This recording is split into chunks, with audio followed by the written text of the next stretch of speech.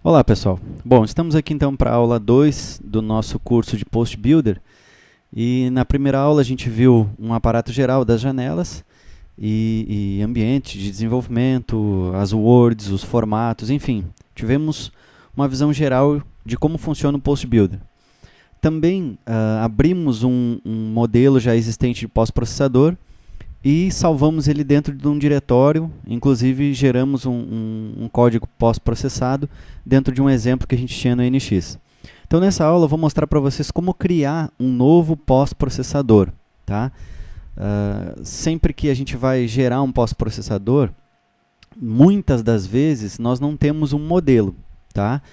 A Siemens, para quem tem a licença do software, a Siemens mantém um FTP sempre atualizado, tanto com as correções e pacotes de manutenção do NX, do próprio software, como também diversos modelos de pós-processadores.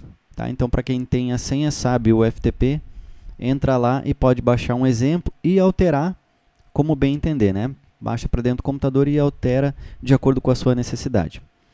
Mas, para quem não tem esse recurso, precisa então criar um pós-processador do zero. E é o que a gente vai fazer agora aqui. Eu tenho aqui o NX já com um modelo que a gente está trabalhando no curso de CAM e nós usamos ele para gerar um arquivo pós-processado. Né? Então a gente vai agora, com base nele, criar um novo pós também. Tá?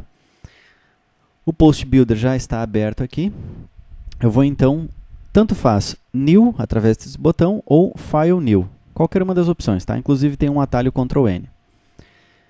Beleza, aqui começa então a tela de definição do nosso pós-processador. O nome, como é que vai ser? Por exemplo, eu vou chamar isso aqui de Akira, que é o nome da máquina que eu tenho. Tá? A descrição, então vocês podem colocar aqui para que vem esse pós, né? Só para documentar o pós-processador, eu vou deixar esse comentário mesmo. O meu pós, como é que ele vai ser? Ele vai ser um pós-processador para gerar um arquivo completo de NC, ou então ele vai ser para subfunções, né, subposts. Ele é, ele é o pós-processador mestre. Tá? Ele vai ser em milímetro, se tiver em polegada passa para milímetro. Eu vou habilitar aqui a UDE, que futuramente a gente vai estar falando sobre isso aqui. O tipo de ferramenta, o tipo de máquina que eu vou utilizar. Eu vou usar aqui o 1000, que é para um centro de usinagem, certo? Eu tenho para torno e para corte a fio, certo? Ele é 3 eixos, eu poderia estar mudando aqui para quantos eixos que eu vou trabalhar. No meu caso, eu tenho licença só para 3 eixos, certo? E ele é genérico, o controlador é genérico. Eu posso pegar através de uma biblioteca, aí ele vai me pedir aqui a biblioteca onde eu quero buscar esses pós, ou definido pelo usuário, que eu ainda posso ter um exemplo, inclusive esse exemplo podia ser baixado lá do site da Siemens. Eu poderia botar num diretório qualquer e usar ele como base. Tá? Eu vou dizer que é genérico. Certo? Informações básicas. Deixa eu colocar aqui de novo. Nada de tão estranho. Né? Eu vou dar um OK. E ele vai criar para nós um pós-processador genérico. Certo? Esse genérico, então, ele é podemos dizer que ele é um modelo ISO. Tá? Ele serve para todos os modelos de máquinas no formato ISO. Aí segue a primeira parte de configurações do meu pós-processador. Né? Ele vai trabalhar com G2 e G3? Eu vou dizer que sim, então já está marcado. O curso dos eixos da minha máquina. Eu posso estar setando aqui, por exemplo, no meu caso é 840, em Y é 540 e em Z, se eu não estou enganado, é 500. Eu vou colocar aqui 500, tá? Perfeito. Home Position, eu vou deixar o 0. A resolução, beleza, tudo ok. Aqui é 15.000, no meu caso é 30.000, tá? Que é a velocidade máxima transversal, que é o movimento em G0, tá? Os eixos, né? No meu caso, eu não tenho múltiplos eixos. Beleza. Espelhamento também eu não trabalho. Perfeito. Ok? Na segunda tela, a gente tem, então, esse display machine a gente já viu, né? Ele mostra a base de como vai ser o seu pós-processador. E aqui a gente começa com as telas de configuração de todos os códigos e setores, vamos dizer assim, do meu pós-processador. Tá? Tem aqui passo a passo a ordem do programa, como é que ele funciona e cada item que vai sair no meu arquivo pós-processado. Bom, aqui no Program Start Sequence, a gente tem alguns blocos já, e uma coisa que eu quero comentar com vocês é sobre esse mon set sequence off. Esses comandos, pessoal, que vem mon na frente, é Manufacturing Output Manager. Esse comando eu não modifico, tá? Isso aqui é do próprio Post Builder. Tá? Ele não me permite mudar isso aqui. Eu posso utilizar os que já existem, mas alterar, vejam que se eu clicar com o botão direito, eu posso cortar, copiar e deletar, mas editar não. Já o código abaixo, ó, se eu clicar com o direito, eu posso editar ele. Ok? Então, todos que vocês encontrarem no pós-processador, que vem o mon, somente o mon na frente, ele não é editável. Tá? Aqui a gente tem ele sendo desligado e ligado. Tá? Depois eu tenho, por exemplo, aqui esse bloco. PB. O PB é um Post Builder, é um Custom Command, certo? Então, esse aqui, se eu quiser editar, eu posso. Ó. A gente pode ver o código dele, como é que funciona, e caso eu queira editar alguma coisa, né, eu posso estar editando. Obviamente, esse tipo de comando longo desse jeito aqui, ó, eu aconselho, inclusive, nem mexer, tá? A não ser que você, em caso extremo, não tenha uma outra solução. Né? Alguns são padrões, realmente a gente não deve mexer, porque tem uma função padrão dentro do pós, então a gente não deve mexer. Tá? Esse é um caso de um exemplo. Tá? Mas, enfim, tem alguns códigos, alguns comandos customizados que a gente pode estar alterando. Tá?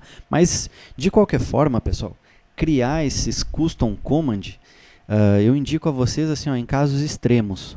Se não tem como utilizar os blocos que já existem dentro do Post Builder, aí a gente abre mão para um Custom Command. Tá? Mas, em contrapartida, você tem que conhecer bem a linguagem TCL, saber o que você está trabalhando, né? Tem que ter uma boa noção do que você está fazendo. E, obviamente, sempre criar backup do seu pós-processador para que, de repente, não deu certo lá o que você fez de alteração, você já tem o que vinha trabalhando ali. Ok? Bom, eu não vou fazer nenhuma alteração aqui, só para vocês verem como é que ele vai ficar. Tá? Eu vou simplesmente salvar esse pós-processador, File, Save As. Inclusive, eu apaguei aquele nosso diretório, porque eu vou criar ele do zero e bem direitinho. Tá? A gente vai colocar vários pós-processadores ali dentro. Então, vamos lá, eu vou criar aqui 3D VS. Vou botar aqui curso 3D VS. E aqui dentro eu vou colocar genérico, que é o nosso pós-processador que eu estou criando agora, certo? Não, melhor, vamos colocar Akira, né? Akira porque é o nome que eu estou dando para o meu pós-processador. Beleza, eu vou deixar também akira.pui. Salvar. E agora eu preciso também setar os parâmetros lá naquele arquivo DAT, né? Então vamos lá, utility, edit, template post data file. Eu também removi aquela entrada que nós tínhamos colocado e eu vou adicionar uma nova aqui. Vamos lá.